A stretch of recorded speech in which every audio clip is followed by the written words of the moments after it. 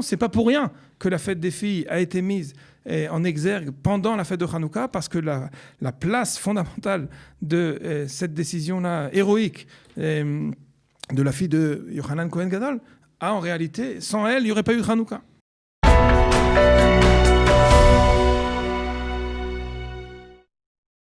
Et on se retrouve comme chaque lundi pour répondre à vos questions. Et c'est surtout un rabbin qui va répondre à vos questions. C'est le rabbin Avraham Deri. Bonjour. Rav Deri, merci d'être avec nous ce matin. Comme chaque lundi matin d'ailleurs, c'est une rubrique que nous avons à voir donc chaque semaine pour répondre aux questions des auditeurs sur la halakha, puis aussi sur le judaïsme.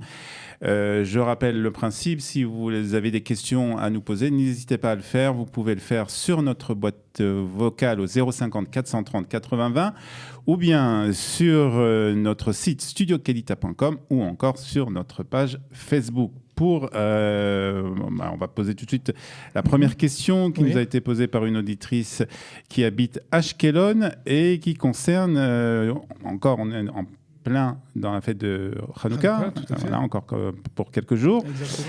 Et ça concerne la fête des filles. Alors, la fête des filles qui est fêtée surtout par les communautés tunisiennes et qui a lieu toujours le jour de Rosh Chodesh Tevet. Et à vrai dire, Rosh Chodesh Tevet. C'est toujours. Il n'y a pas de choix. C'est toujours pendant Hanouka. Okay. Alors, quelle est la question ? Alors, on nous pose la question, est-ce qu'il y a un lien justement entre Hanouka et la fête des filles? Est-ce qu'il y a un lien donc entre le fait d'avoir une fête pour les filles et pour les femmes, hein, parce que c'est pas seulement pour les filles. Peut-être une petite explication sur cette fête, comment elle est célébrée? Ben oui. À vrai dire, c'est une réunion familiale, et réunion familiale ou même communautaire de toutes les filles et les femmes de la famille, qui est une soirée de femmes. À vrai dire, aujourd'hui, on s'est peut-être un peu habitué à ce genre de concept, mais à l'époque, c'était un peu particulier. Il s'agissait de mettre à l'honneur la femme, pas seulement dans le foyer juif, mais véritablement son statut face à différents privilèges éventuellement qu'il y a en ce qui concerne les mitzvot, de manière générale, et peut-être en particulier, il y a même une fête des garçons qui était pendant très longtemps, qui était peut-être même plus célèbre. Alors, a priori, les gens ont cru qu'il s'agissait de leur donner une sorte de petite consolation. Or, pas du tout. Il ne s'agit pas du tout d'un prix de consolation. Il s'agit véritablement d'un équilibre et d'un principe fondamental dans le judaïsme, de dire que le statut de la femme au sein du foyer et de manière générale a une place primordiale. Mais la véritable question que cette dame... alors, qu'est-ce que ça va faire si ça, c'est vrai tout le temps, ce que je viens de dire maintenant? Et alors, pourquoi pendant Hanouka? Parce que c'est donc Rosh Chodesh Tevet. Donc, demain soir, à vrai dire. Demain soir. Donc, comme on le sait, Rosh Chodesh Tevet, c'est toujours pendant la fête de Hanouka. Ça commence le 25 qui se lève. On suppose, en tout cas, qu'il y a un lien entre la fête de Hanouka et la fête des filles. Ça n'a pas été choisi de façon arbitraire. À vrai dire, l'histoire de Hanouka, on ne peut pas tout relier maintenant, mais en tout cas, on avait un petit peu évoqué cela la semaine dernière. En tout cas, il y a une partie de cette histoire qui a été véritablement, volontairement remis au centre grâce à cette fête-là. De quoi je veux parler? Le Midrash Hanouka raconte que lors de l'occupation helléniste, il y avait on va appeler ça un droit de viol, excusez-moi pour j'ai pas d'autre mot, du hégmon, du gouverneur qui avait décrété, avec tous les différents décrets de la période de Hanouka, de l'occupation helléniste, c'était que chaque kala, chaque jeune marié devait passer le soir de noces, d'abord chez le gouverneur, avant de retrouver son mari. Ouais. On nous raconte dans le Midrash que ça a continué pendant des années jusqu'au moment où, au grand mariage particulier, mariage de la fille de Yochanan Cohen Gadol, a décidé de mettre un terme, de façon peut-être même une provocation, lors de son mariage.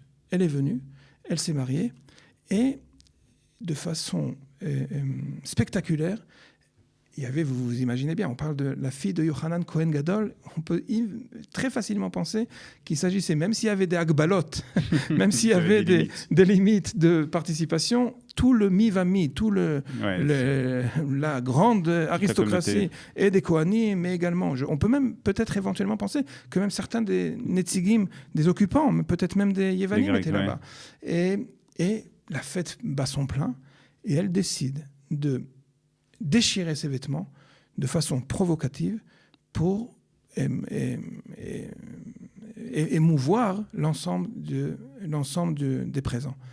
Les frères sortent de façon le plus brutale possible, sortent leurs armes pour dire « mais c'est complètement impensable de faire un attentat à la pudeur aussi grave que cela ». Mais c'était volontaire en fait. C'était volontaire. Elle leur dit « excusez-moi, on est là tous à fêter mon mariage. Vous avez l'impression que tout va se passer pour le mieux, et dans le meilleur des spectacles. Magnifique. Mais vous savez ce qui m'attend ce soir ? Vous savez que avant de retrouver mon mari, je vais d'abord passer ce droit de cuissage. Et c'est le terme. Et ça ne gêne personne.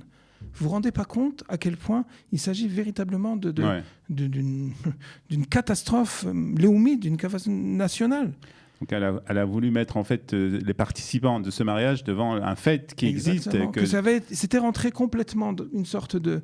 Comment d'ailleurs, ça aussi c'est important, comment c'est fait que les Chachamim de l'époque n'ont pas essayé de trouver une solution à cela ? On laissait faire. En fait. À vrai dire, il y a une raison, on va l'appeler halachique, formelle, qui dit que viol ne rend interdit l'épouse uniquement si son époux est Cohen. Mais si elle a été prise en force, elle n'est pas obligée. Elle peut parfaitement retrouver son mari, et même si c'est le soir même du mariage. Donc, ça veut dire on pouvait trouver une sorte de couverture halachique. C'est un peu difficile. C'est très, très dur, c'est le moins qu'on puisse dire. Mais en tout cas, de façon, on va appeler ça protocolaire, et c'était, avec toute la catastrophe que ça pouvait représenter, ça pouvait passer. Donc, elle tire un peu ce signal d'alarme, en fait, à ce moment-là. Exactement. À vrai dire, c'est à ce moment-là que Yehuda Maccabi décide d'enclencher la révolte. La révolte, on a l'impression, avec toutes les autres midrashim, mais aussi d'autres histoires où il y a eu l'officier grec qui demande aux Juifs de venir faire un sacrifice d'un porc dans le Echal. Et toutes ces histoires-là, sans aucun doute, sont également authentiques.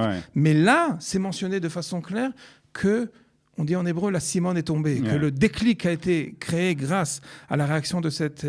elle a plusieurs noms. C'est Chana Bat Yochanan Cohen Gadol. Elle est reliée à toutes sortes d'histoires. Il y a même plusieurs époques où on raconte un peu la même histoire. Mais en tout cas, en ce qui concerne le déclencheur de la révolte des Maccabim, c'était ça. Et c'est cela qu'on peut relier de façon directe à avoir rendu l'honneur qui est dû parfaitement à l'héroïsme des femmes. C'est à ce moment-là que Hanouka. S'il n'y avait pas eu Hanouka, et à la réponse de la question, c'est pas pour rien que la fête des filles a été mise en exergue pendant la fête de Hanouka, parce que la place fondamentale de cette décision-là héroïque de la fille de Yochanan Cohen Gadol, en réalité, sans elle, il n'y aurait pas eu de Hanouka. Très bien. Donc, il y a bien sûr, on répond à la question de notre auditrice de Ashkelon, qui a donc vraiment, on voit maintenant le lien qu'il y a entre cette fête des filles qui est surtout célébrée dans les communautés tunisiennes, mais pas seulement, surtout en Afrique du Nord, et cette fête de Hanouka. Et puis, alors, une autre question qui concerne aussi un peu toujours le côté féminin de la fête de Hanouka. On sait que pendant le temps, en tout cas, où les bougies sont allumées, on a l'habitude de dire qu'il faut s'abstenir de travailler, de faire, en tout cas, une activité. Alors, d'abord, est-ce que tu nous confirmes ? Et puis, surtout, pourquoi D'où ça sort voilà. C'est une très bonne question, ça aussi, à vrai dire. Et ça me permet également de compléter la réponse précédente. Parce que cette halakha est mentionnée au nom du Rama. Rabbi Moshe Isserlich, celui qui a fait les remarques sur le Shulchan Aruch, et il dit en effet que les femmes ont l'habitude de s'abstenir de Melacha pendant le temps de l'allumage, au mérite d'une certaine Yudit. Je vous disais juste on parlait de Hana tout à l'heure. Exactement. À vrai dire, il y a une histoire parallèle à la fille de Yochanan Cohen Gadol qui parfois n'est même mentionné sans son nom. Et en tout cas, il y a une histoire à propos de Judith. Le problème historique de Judith dont nous parle le Réma, c'est que c'est pas la même époque. Et c'est ce qui a permis en fait de relier le fameux Midrash dont on parlait dans la première question, et cette habitude-là. Cette habitude-là, c'est en l'honneur des femmes. Les femmes ont une partie primordiale dans la révolte des Hashmonaïm, de manière générale, dans l'héroïsme de toute l'histoire juive. Alors, qu'est-ce qu'elle a fait, Judith ? À vrai dire, c'est un épisode tout à fait parallèle à ce que l'épisode de Hannah. L'épisode de Hannah, excusez-moi. En tout cas, elle a fait boire un des grands généraux, un des grands aloufim de l'occupant, on va l'appeler pour l'instant l'occupant, pas forcément l'occupant gréco-syrien, mais en tout cas, elle va, grâce à un subterfuge, permettre de tuer, de couper la tête de ce fameux occupant qui voulait lui aussi... Il lui a fait boire quoi ? Du lait. Alors, c'est la même histoire que Dvorah. Fait méode. Alors, Yael et Dvorah. Exactement. Yael et Dvorah, c'est bémet relié. Mais on passe, c'est vraiment important de voir ça dans la frise historique. Il y a plusieurs époques, mais à vrai dire, tout est relié en ce qui concerne l'héroïsme des femmes juives. Et ça va relier également à une autre habitude de Hanouka de distribuer des mets lactés. Justement à cause de cette boisson lactée qu'il a endormi ce fameux Alouf, ce fameux général, et qui a permis de mettre sa tête à mort et Bichlal, de commencer à organiser la révolte militaire. Et là, on va relier tout cela. À vrai dire, les femmes sont mises à l'honneur à la fois par l'héroïsme de ce qu'on a dit, le catalyseur en fait de la révolte des Hashmonaïm, également parce que là où les hommes n'arrivaient pas à trouver leur place, les femmes ont pris l'initiative et c'est elles qui ont engagé en fait toute cette histoire fameuse.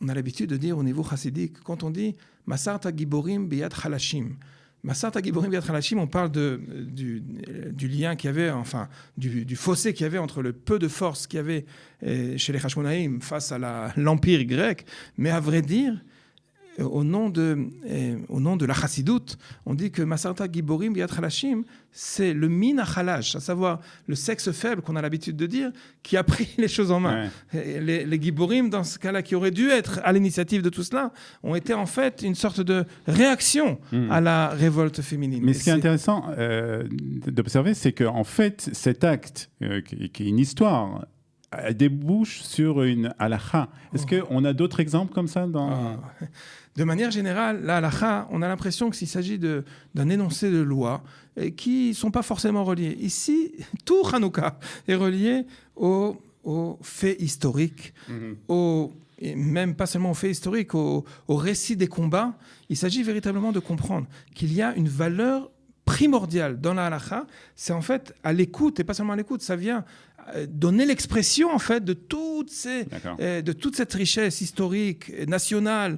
Le simple fait de célébrer Hanouka, c'est véritablement de mettre au centre l'expression même de l'héroïsme juif, de la souveraineté juive sur la terre d'Israël. Alors, je reviens un peu sur cette question, parce que c'est vrai que lorsqu'on va dans la Torah, tous les faits historiques, que ce soit Sukkot, Pessah, etc., ça donne lieu à une halakha. Mais là, c'est pas un fait de la Torah. C'est ça qui est intéressant. Ça ne pouvait pas être mentionné dans la Torah, tout simplement au niveau historique. Mais c'est vrai que l'idée est exactement la même. À chaque fois que la halakha, ici, Chachamim ont pris les choses en main et ont décidé Kevaoum, les Shana Acheret, Kevaoum, les Shevach. Ils ont décidé de ne pas laisser cette fête. Décrets, en fait. Exactement. De ne pas laisser cette fête-là de côté, de ne pas laisser toute cette histoire-là de côté. Et à vrai dire, c'est la raison pour laquelle la fête de Hanouka est devenue vraiment un symbole de toute la possibilité pour le peuple juif de résister face aux différentes occupations, aux différentes menaces. Très bien, merci beaucoup. Merci, on va souhaiter Hanouka Sameach, puisque c'est Hanouka Sameach et Chodesh Tov également. Chodesh Tov, et puis bonne fête des filles à célébrer. Donc, demain soir, Rosh Chodesh Tevet. Si vous avez des questions à poser à notre rabbin Avraham Dery, vous pouvez le faire au 050 430 80 20, c'est notre boîte vocale, ou bien sur notre page Facebook de Studio Kalita, ou encore sur studiocalita.com. À la semaine prochaine, Rav Dery. Merci beaucoup d'avoir été avec nous.